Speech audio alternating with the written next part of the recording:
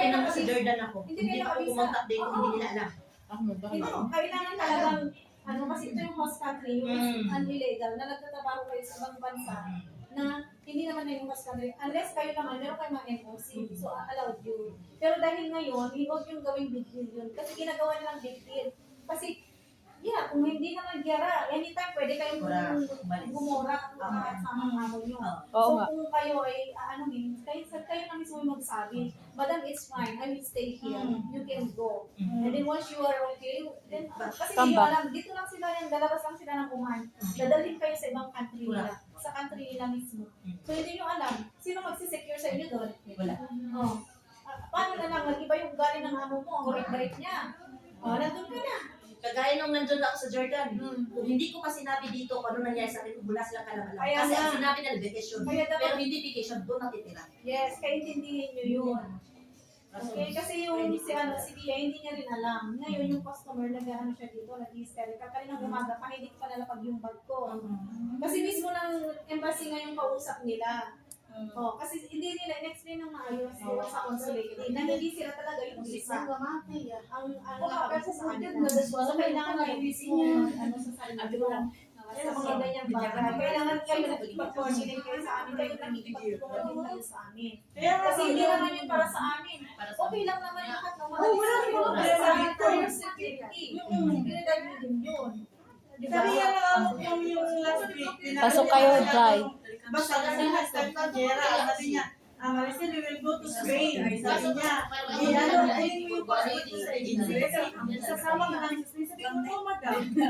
I was stay here. Sige, pasok kayo muna. Wala ka din. Huwag mo lang bigatan. So, sa mga hindi nakarinig, ito nga. So, ngayon, Gera. So, huwag kayong maalarm masyado. Hey, listen. Okay? So, Divina. And, yes. And you. So, yun nga, sinasabi ko sa inyo, just in case na yung parents nyo, okay, matama ko yan ang trabaho. Kasi alam mo naman, nakakarating na kayo dito any moment you want eh. Bakit kayo mawawalan kayo ng trabaho sa kanila? Kesa naman yung shutdown nila ang company natin.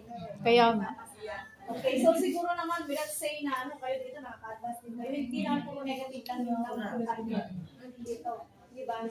So, yun yung sinasabi ko, makinig po na kayo ha. So, ngayon, Gera. So, may mga clients na gusto kayo ilabas ng bansa. Isama. Yes.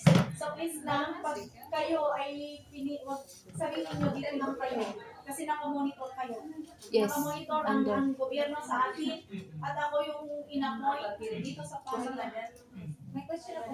So, ibig sabihin, pag halimbawa may Pagkatapos ng gera, pwede kayong magpakasyon. Pero habang gera pa, huwag kayong malabas. So, sabihin nyo, ma'am, I'm very sorry. Wala silang magagawa. Kung pipilitin kayo sa passport or anything na gusto nyo kayo, tuturuan kayo. Sabihin nyo, I'm sorry. Kasi alam, inaalala ko kayo, mas ligtas ka sa amin, you don't know what is gonna happen also. Ano mangyayari sa inyo? Sino magsasecure sa inyo? Which is, nandito, alam niyo naman siguro ako yung maharap lagi noon today. So, nandito ako. Minsan nga, doon talaga nagpalano ako minsan sa mga So, yun nga, huwag kayong lalabas. Ha? Akong gera pa. Huwag kayong lumabas sa video. Mag-save na ako. No, hindi nyo alam kung ano. Lahat. Hindi nyo alam baka bago yung isip nila or whatsoever. So, yun lang. For your security din. At saka dito. So, kung pipilitin kayo, ma'am, pagkatapos ng gera. Game ako dyan. Huwag lang ngayon. Pag-anuhin kayo sa passport Mainit nyo, pa ang sitwasyon. kasi gusto nila kayong ipatas sa labas. Okay? Thank you. Salamat. Pakisabi na rin sa mga ibang friends nyo. Kasi kayo may mga